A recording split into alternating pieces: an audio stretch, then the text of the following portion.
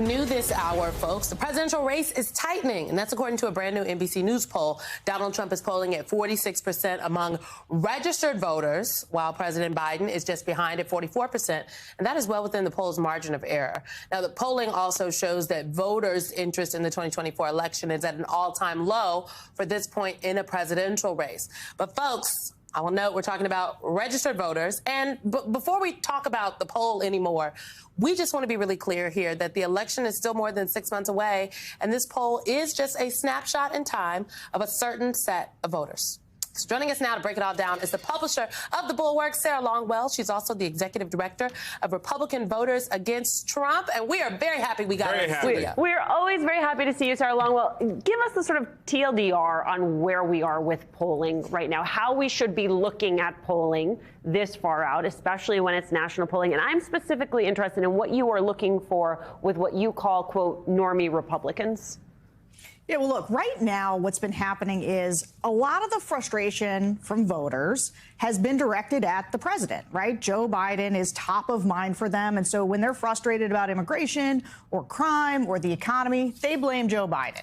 However, what's happening now, we're starting to see the shift as Donald Trump comes back into focus for people, right? They've sort of forgotten about Trump. He hasn't loomed as large. He's over on Truth Social, sort of bleeding out nonsense that people don't really follow. But as he comes back into people's consciousness and as they realize that this race is happening between these two men, like for a long time, people were kind of in denial that it was going to be between Joe Biden and Donald Trump again.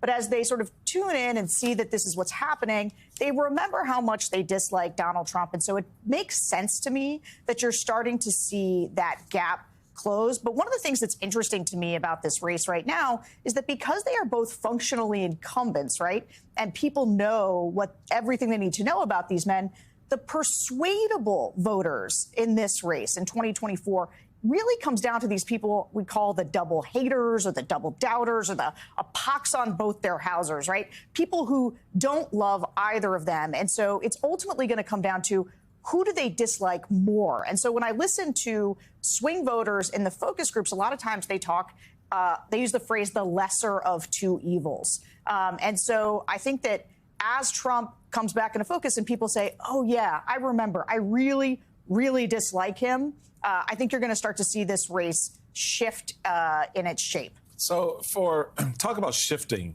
in its shape, the Republican Party has shifted largely because of Trump. And then you have moments like you had yesterday, as reported at the rally for the president. You had the Proud Boys showing up at that rally, the Biden spokesman, Amar Moussa, noting this is Donald Trump's America, where white nationalists and violent far-right extremists are empowered and working families are left behind.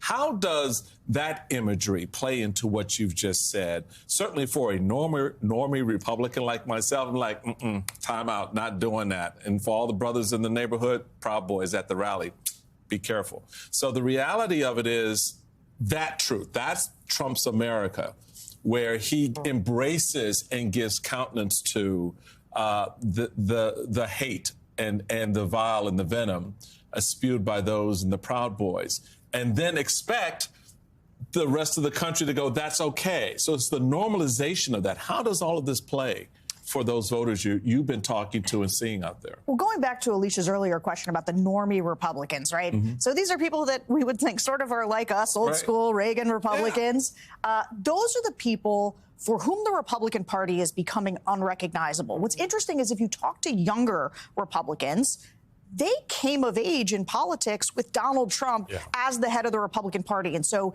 they believe that the Republican Party is Trump, is all of these things, and they affirmatively want that. But people who are older, who came to the party for Reagan or for Bush, they're looking at this saying, well, this is unrecognizable, and I don't want to be part of this coalition. And this is what's tough.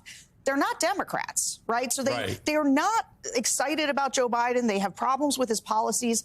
But Donald Trump, too, is unrecognizable. Sometimes one of the things I think about a lot is if you said to me 10 years ago, you said the three people in this race are Donald Trump, Joe Biden, and RFK Jr., I would say, where's the Republican?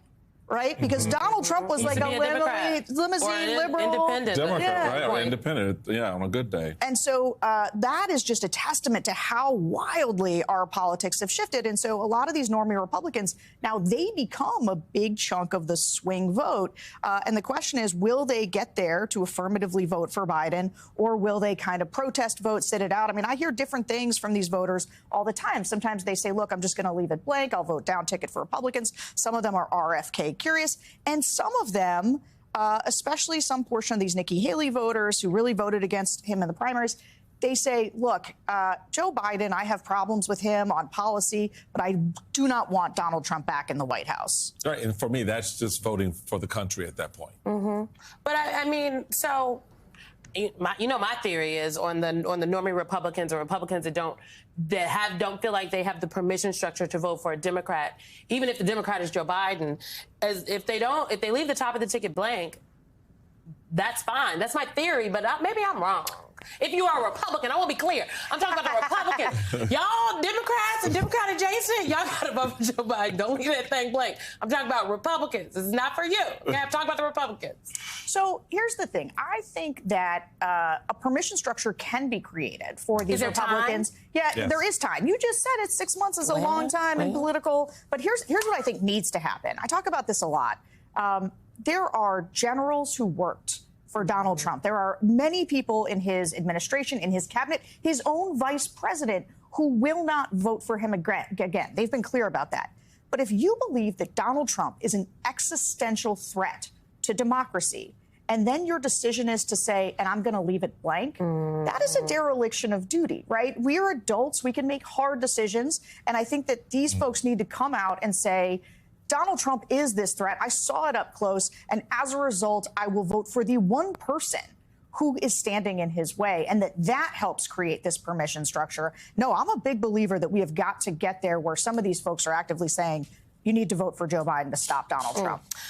Hey everyone, MSNBC has a new and improved app. You'll get real-time alerts and analysis, live blogs, in-depth essays, video highlights, and the best 2024 election coverage. Download the new MSNBC app. Here's how to do it. You tap on the App Store on your phone. You hit search on the bottom right corner. You type in MSNBC. You click on the MSNBC app. You click on Get or the cloud icon and enjoy it.